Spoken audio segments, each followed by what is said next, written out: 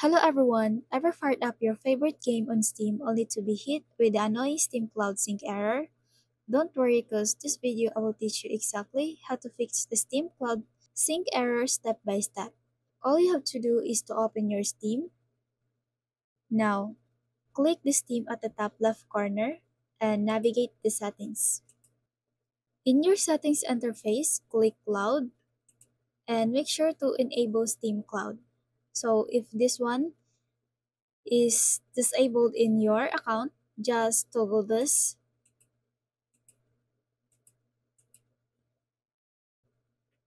If that doesn't work for you, you can also try this option by selecting the storage.